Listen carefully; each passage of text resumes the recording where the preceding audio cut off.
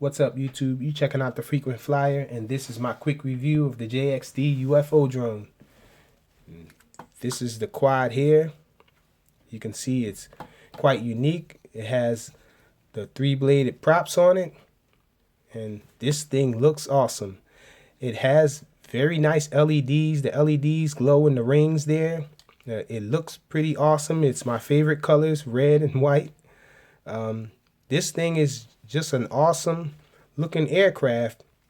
And how it flies, though, it's not really an outdoor flyer, I wouldn't say, because this thing really doesn't fly well, and wind, even moderate wind, bothers this thing.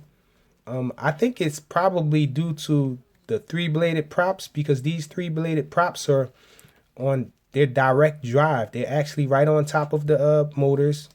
What looks to be they are the 8.5 millimeter motors look to be. However, just having these three-bladed props direct drive to them really doesn't help with battery life as well as maneuverability. I think the combination of the three-bladed props being direct drive, and this thing also has a large 500 milliamp hour battery, and the battery, it might not be a high output battery or high enough output. I think it's just a 20C battery. Well, the one I have in here is 25C, but that doesn't seem to make a difference with how well it flies. It just flies a little clumsy outdoors. Indoors, it's more acceptable, but it's still a little clumsy indoors as well. But it does have a nice yaw rate. The yaw rate isn't super fast, but it isn't too slow. It's just fast enough for you to get away. It's just fast enough to get around indoors. So the yaw rate is nice.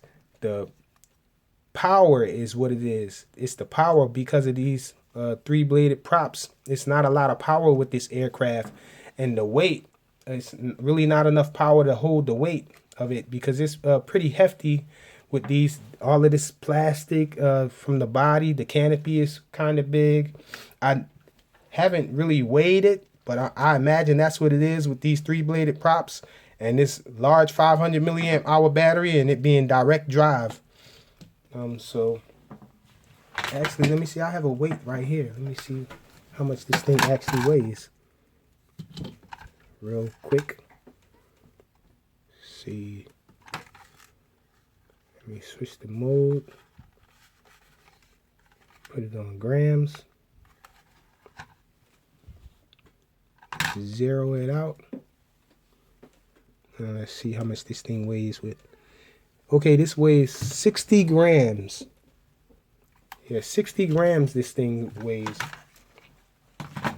And that's with the battery. That's with everything in it ready to go. It weighs 60 grams. So pretty unique this aircraft is. I would recommend it just because how unique it is and the LEDs. Let's look at the LEDs really quick. It's actually hard to switch it on sometimes. It has an on and off switch on it, but the switch is buried deep down in there, so it's kind of hard to get the switch flicked. But as you can see, this thing lights up pretty well. It's a great night flyer, but you're gonna have to wait for a day with almost no wind where you'll actually be able to enjoy this thing. I have another night flight up, that I'm gonna put up with this thing, and to show that it doesn't do well with wind. It kind of loses its pitch when the wind blows with it. But a pretty awesome looking aircraft. It has nice little soft landing feet there on the bottom. You can barely do funnels with it. Indoors, you can do nice funnels with it. Well, not really tight funnels, but it can do a funnel though. This is the transmitter. The transmitter takes 4 AAA batteries, and the transmitter lights up in this unique way. It binds automatically.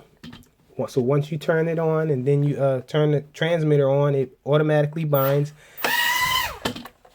And it has a unique sound, as you can hear that. It's pretty stable.